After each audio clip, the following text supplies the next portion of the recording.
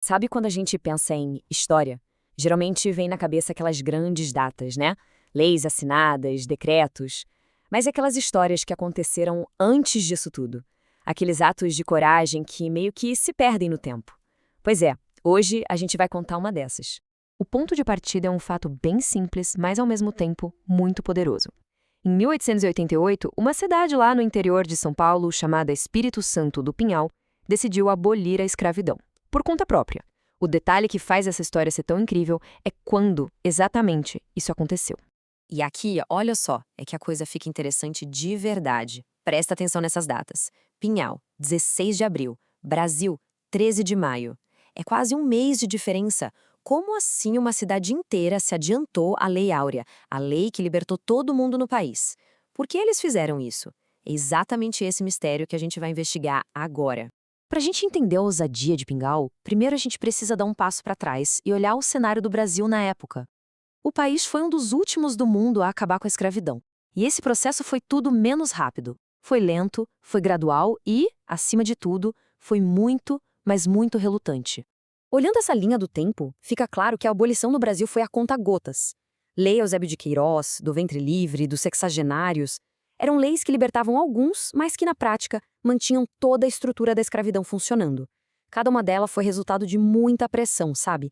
E é justamente essa lentidão do país inteiro que faz a atitude de Pinhal de resolver tudo de uma vez ser tão impressionante.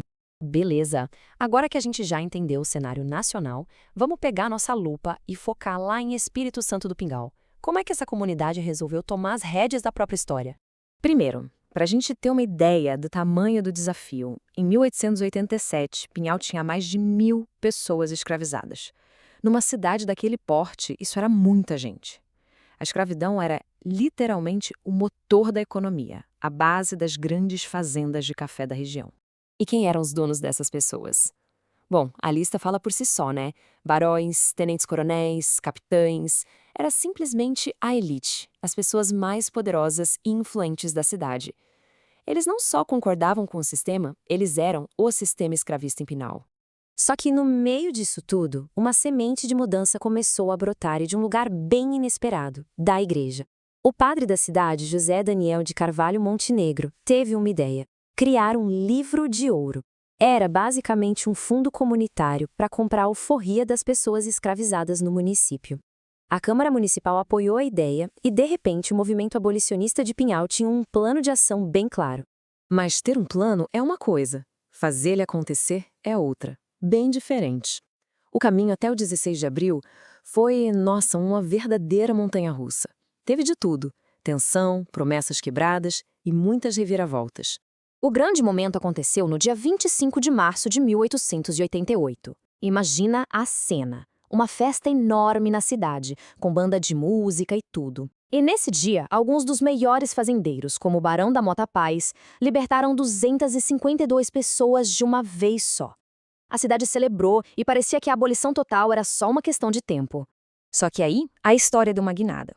A promessa era que todo mundo seria liberto no dia 10 de abril. O dia chegou e nada aconteceu. A decepção virou revolta.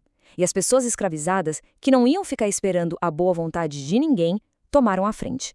Começaram fugas em massa, paralisações. Eles basicamente pararam as fazendas, criando uma crise total. Foram eles que forçaram a mão da elite. Com toda essa pressão, não teve outra saída. A elite cedeu. No dia 16 de abril, a abolição geral e irrestrita foi finalmente declarada em Pinhal.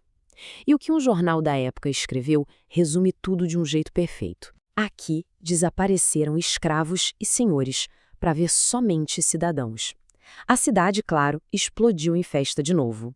Mas toda celebração pública tem um lado que não sai nos jornais, uma realidade bem mais íntima e muitas vezes bem mais dolorosa.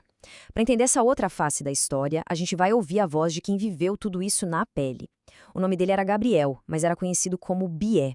E o relato dele, preservado com o seu jeitinho de falar, dá outra dimensão para o que foi aquele dia. No seu depoimento, Bié lembra da história de um companheiro de cativeiro chamado Bastião. Ele tentou fugir, desesperado com os maus tratos, mas foi capturado. E segundo Bié, ele foi espancado até a morte com varas de bambu. É um relato brutal que joga na nossa cara a violência desumana que existia por trás dos debates políticos e das datas comemorativas. E a liberdade? Como foi sentir a liberdade pela primeira vez?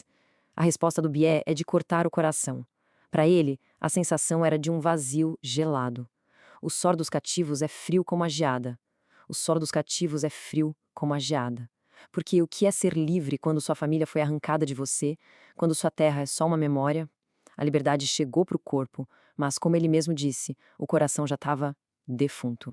E essa última frase dele talvez seja a que melhor resume a tragédia pessoal da escravidão. A saudade há de morder os coração dele até quando for pinchado no buraco escuro do cemitério. A saudade vai morder o coração dele até ele ser jogado no cemitério. Pro Bié e para tantos outros, a única libertação completa da dor, da saudade de casa, da família, da vida que foi roubada, era a morte.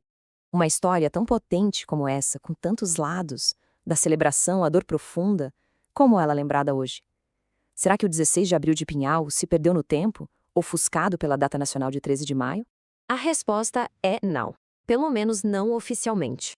Em 1990, a cidade de Pinhal criou uma lei municipal para garantir que o 16 de abril não fosse esquecido.